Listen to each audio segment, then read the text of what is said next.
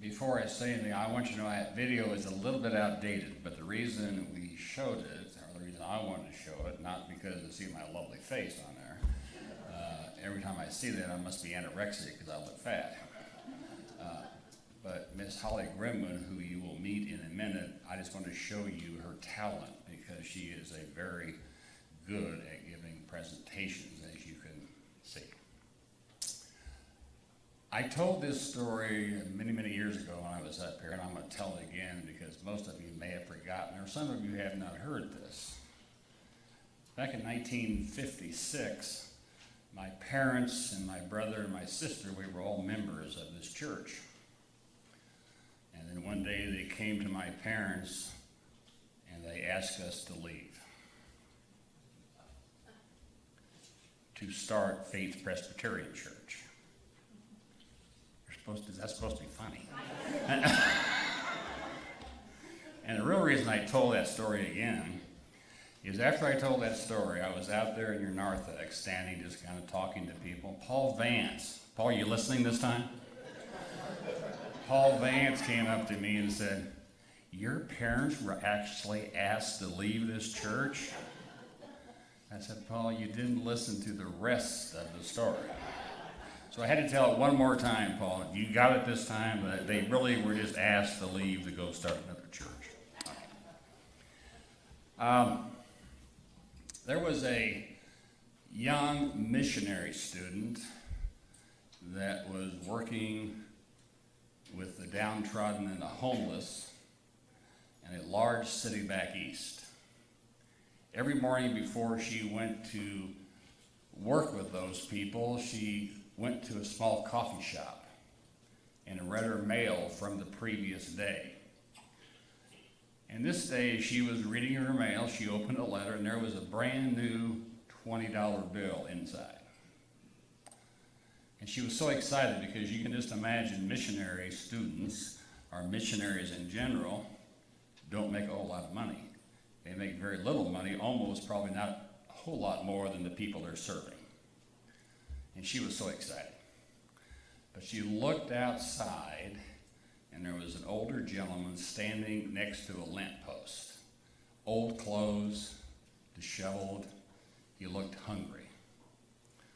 She knew that he needed that food far worse, or that he needed that $20 bill far worse than she.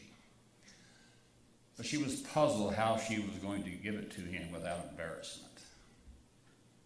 She thought, and she pulled an envelope out of her purse. She put the $20 bill in the envelope, sealed it, and thought, and then she wrote the word persevere on the envelope. She walked outside, and she passed by the gentleman. She dropped it at his feet. She walked a few steps farther. She turned around to make sure that he had seen what she had done. He did. He tipped his hat in acknowledgement. The next morning, she was headed back toward the same coffee shop, and before she entered the door, there was a tap on her shoulder. She turned around.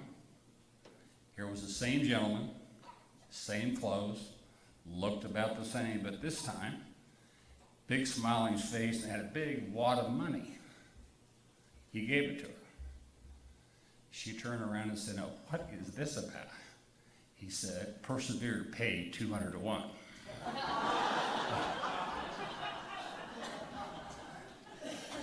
I know, I think I had you there for a while. I'm just going to talk briefly. I'm talking to the choir, as they say, because people in this room perform simple acts of kindness all the time. But I want you still to remember you should do something every day for somebody. You know, I want to challenge you to make a difference in the community and the world. I want you to move. If you are a spectator, I want you to move from the role of a spectator to the role of a participant. People who make a difference are examples of unconditional kindness and compassion. They choose hope over despair,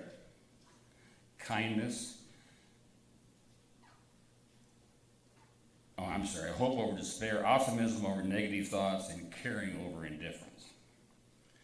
They take the time to help people. If you say you're too busy to help people, you are too busy. Keep that in mind. Don't tell me you're too busy.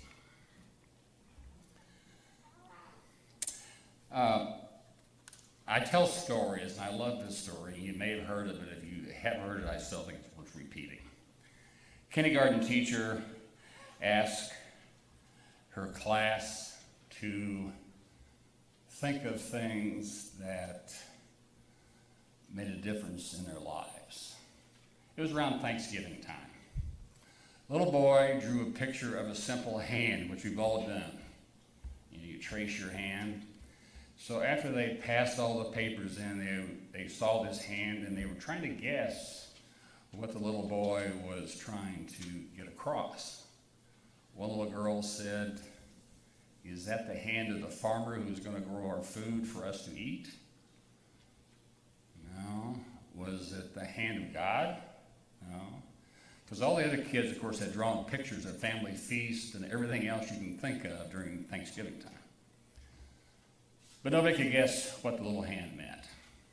During break time, the teacher bent down at his little table, and she said, "Whose hand was that, Johnny?" He was a brand new boy in school that year, didn't have a lot of friends. So what she had done when it came time to play in recess, she took his hand and walked him to the playground to make sure that he had somebody to be with. When it came time to catch the bus, she took his hand and made sure he got on the right bus. A simple act of kindness, holding that little boy's hand, made his life different. Keep that in mind. It has been said that we all have something to give. If you know how to read, find somebody who can't. If you've got a hammer, find a nail. If you're not hungry, not lonely, not in trouble, seek out someone who is. It has been said that a lot of people have gone further in their life than they would have thought they could because someone else thought they could.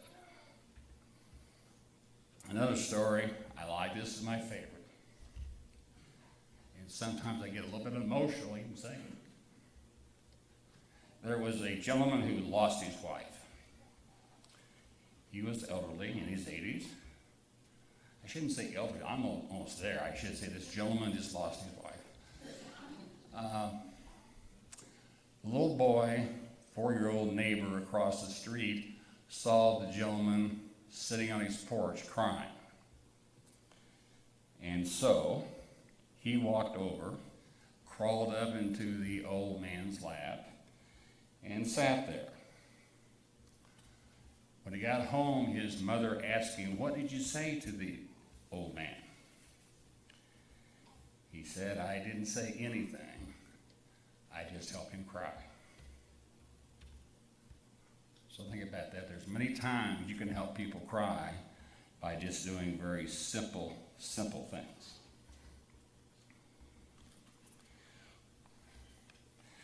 Things you can do that you may have not thought of, or many of you do, I'm sure. Tell somebody how much you appreciate them. Don't wait till you go to their funeral. We all tend to talk about how great so-and-so was or how she was when we at their visitation or their funeral. Tell them now. Go home this afternoon, call somebody you haven't talked to in a while. Tell them how much they meant to you while you were growing up, or how much they meant to you last week. By the way, young man, James, beautiful, by the way, I meant to say that first. You changed my life by just listening to your talent. Thank you. Give someone a genuine compliment. Now, if I tell Paul Vance how nice looking he is, that may not be a genuine compliment. I might say I wish I had his hair, and that would be a genuine compliment. Say hi to a stranger. How many times have you all walked by somebody and you think, he's walking right by me, she's walking right by me, and you just walk by each other and don't say a word? Why is that? Just say hi. Now, they might say nothing. They might back away from you thinking you're going to want something, but at least you have done your part. And keep in mind, that might be the first hi that person has received in no telling how long. You might change that person's life by just being genuinely kind and compassionate. The word hi is pretty simple to say. Take cookies to your neighbors, as long as you can bake. If you can't bake, don't take them. Or ask somebody to bake some for you and then take them. But anyway, just do something. Do something every day for somebody else besides yourself. Simple acts of kindness truly make a difference in people's lives. That's my main, I was supposed to be shorter than I was, but anyway, I want you to go home and challenge yourself to do something today for somebody else, but continue to do that the rest of your life. Now, behind me is a very lovely young lady. Her name is Holly Grimwood. She is now the assistant director of the Raytown Emergency Assistance Program. When we hired Ms. Grimwood, many applicants applied, but this young lady with extremely talented. As you saw the video she made, she said she sang in a group, and I really had never heard her sing until, as I was standing up there a minute ago. Beautiful voice. So Holly, you do sing. Congratulations. I heard her play the piano, so I know she does that. She does beautiful woodworking. She went to Mongolia for 6 months to teach those people how to work with wood. She came to us by way of Raytown High School. That's the only negative so far I've found. I'm a South graduate, but so far it's been okay. She plays a guitar, plays the piano. When she applied, I told her there would be some physical work involved. I don't think she really realized how much physical work. She's been loading boxes of food and snack packs, and she's gained some muscle. And pretty soon she's going to be up there on the stage, doing this with the Miss America contest. I also told her that working with me probably would not be something that she won't comprehend what a pain I am until she starts working for me. Now that she's worked for me a few months, or worked with me for a few months, she understands. She gives Maggie Chase a lot of credit because she worked with me for 15 years. But this young lady is talented, lovely, articulate, everything you can just imagine she is. So it gives me great pleasure to introduce the lovely and talented Miss Holly Grimwood. Wow, what an introduction. Thank you, Al. He didn't leave me a lot of time with that lovely introduction, so I'll be brief. So he said I was in Mongolia. I was in Mongolia for 6 months. I just got back in December. What I was doing there was I was teaching woodworking, teaching modern woodworking tools to the locals out there. And it is a third world country. It's impoverished, very low economy. And we were also building a community center to help with education and arts. And I was out there, and I was living just like a native of Mongolia would live. I lived in poverty. I lived in a tent with a wood-burning stove inside of it. I had to go get my water from the river every day. I had to use an outhouse, which is an experience. I cooked my meals over the fire. I chopped firewood and kindling every day because at nights it would get down to negative 20 degrees. If I didn't wake up in the middle of the night, I would wake up with icicles on my face, and I would have to go restart the fire. And let me tell you, it was a difficult experience. I learned a lot there. I learned a lot about the people, the Mongolian people. I learned a lot about living in poverty. And I learned how to survive without having any means of communication. I didn't speak the language. I had one translator who was around for most of the time, but mostly I just had to get by with sign language and awkward encounters. It really taught me a lot about just living in a small town. And I grew up in Raytown. I went to elementary school, middle school, and high school here, and I didn't really appreciate the power of neighbors, until I went into a foreign country where I hardly had any neighbors. And I realized the most impact I had on that community was not when I was building the community center, although that was great. It wasn't when I was teaching, although that was very helpful.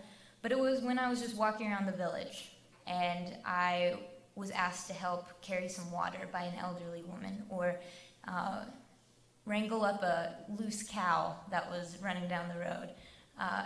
There were really amazing encounters that I had just being a neighbor in that community, living among them and helping them just as they would their own people. So when I got back here, I realized, what are we doing as neighbors? Are we helping each other? There's really a lot of things that can happen in the Raytown community, and REAP is one of them. But it doesn't take helping an organization, or like Al said, it's just something you do every day. Are you helping your neighbors every day? And like the reading in the very beginning, our commandment is to love one another as Christ has loved us. Are we loving one another? And too often we find it's easier to love someone halfway across the world, donate a few dollars and hope that they are doing well, than it is to go down the street and pick up the trash in our neighbor's yard. Because we don't really know what's going on in other people's lives. Our commandment is to love one another, no matter who they are, no matter what they believe, no matter how they treat us. And that's the hardest thing. For me, the hardest thing is to love someone who doesn't love me back. But you know what? That's our commandment. And that's what being halfway across the world taught me, was how to love someone right next door to me in my own neighborhood. And I really believe that's what REAP is about. And we're neighbors, helping our neighbors. We're completely community funded, and we're community supported, just like all of you who have supported us throughout the years. And really, it's about seeing a need in the community and filling it yourself, instead of waiting for someone else to come along and do it. I know your neighbor hasn't mowed their lawn in 3 weeks. What's going on? And maybe go and ask them, instead of just being angry with them. Maybe they have some family issues going on. Maybe they can't afford to buy food for their tables, not to mention gas for their lawnmower. So when we're walking through our neighborhood, when you guys are giving food to REAP, we are helping those people in your neighborhood.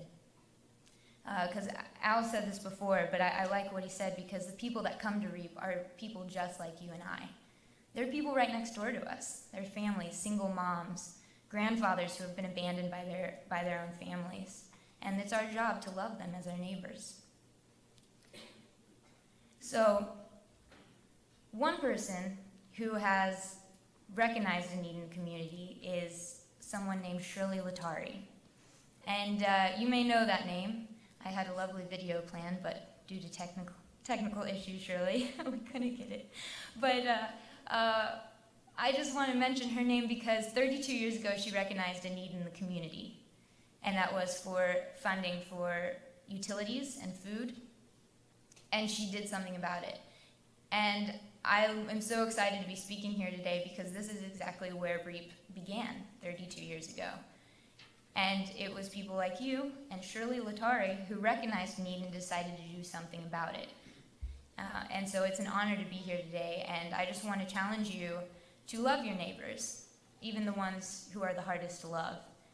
And I am excited to work with you in the future and see all the great things we can do together for our community. Thank you.